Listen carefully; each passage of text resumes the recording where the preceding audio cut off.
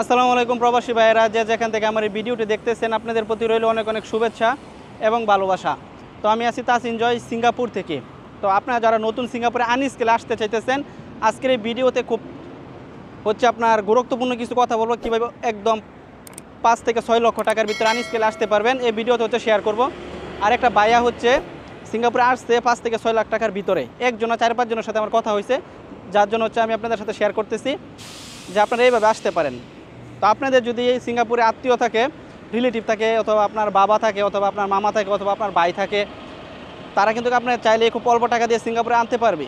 ঠিক আছে, ধরেন আমি একটা কোম্পানিতে আসি 10 বছর 11 বছর, শুধু থাকলেই হবে না, বসের সাথে যদি ভালো একটা সম্পর্ক থাকে আপনার, তো আপনার বসের যদি আপনি বলেন যে আমার ছোটো বাইরে সিঙ্গাপুরে আনতে চাইতেছি, আমার ছেলেকে সিঙ্গাপুরে আনতে চাইতেছি, তো এখন তো বাংলাদেশ থেকে আনতে আপনার প্রায় সিঙ্গাপুর ডলার আপনার লাগতেছে এখানে $10,000 $11,000 লাগে সিঙ্গাপুর ডলার।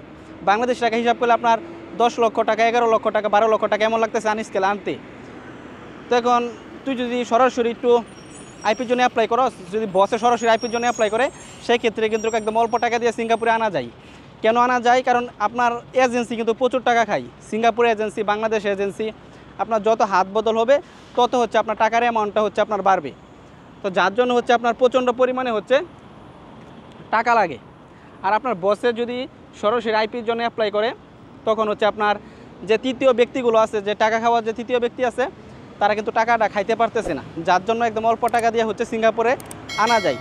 তো একজনের সাথে আমার কথা হয়েছে, আমার ঝুকং এমআরটিতে আমি যখন ওইখানে একটা হোটেলে খাওয়া দাওয়া করতেছিলাম, তখন একটা ভাইয়ের সাথে কথা হয়েছে, ওর ছোটো বাইরে কিন্তু সিঙ্গাপুরে এভাবে আনছে। ঠিক আছে, কারণ ও থাকে কিন্তু গার্ডেনে। ঠিক আছে, গার্ডেনে ও কাজ করে, আর 11 বছর ধরে কোম্পানিতে কাজ করে গার্ডেনে। তারপর ওর যে ছোটো ভাই আছে, ওর জন্য বসের রিকোয়েস্ট করছে যে আমি তোর কোম্পানিতে তো অনেক দিন ধরে আসি, তো আমার একটা ছোটো বাইরে আমি সিঙ্গাপুরে আনতে চাইতেছি, তো তুই যদি সরাসরি আইপির জন্য অ্যাপ্লাই করতে, সেক্ষেত্রে অনেক অল্প টাকা দিয়ে আমি আনতে পারতাম।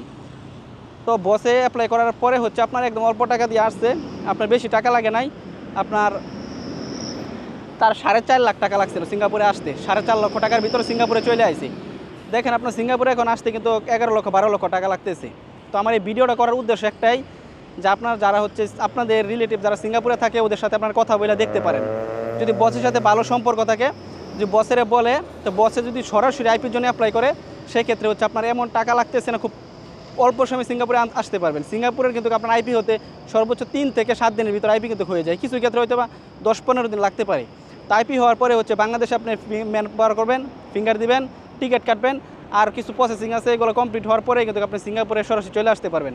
এয়ার টিকিট কাটবেন, চলে আসবেন। তো আপনার 4-5 লাখ টাকার ভিতরে, যদি 6 লাখ টাকার ভিতরে এইভাবে আসেন, সেক্ষেত্রে আপনার কিন্তু তেমন খরচ হইতেছে না। তো এইভাবে ট্রাই করে দেখতে পারেন।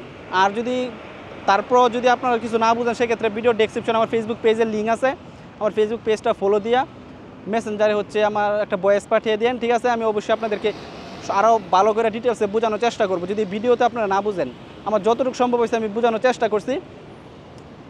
তো আজকের ভিডিওটি এ পর্যন্ত। সকালে ভালো থাকবেন। আল্লাহ হাফেজ, আসসালামু আলাইকুম।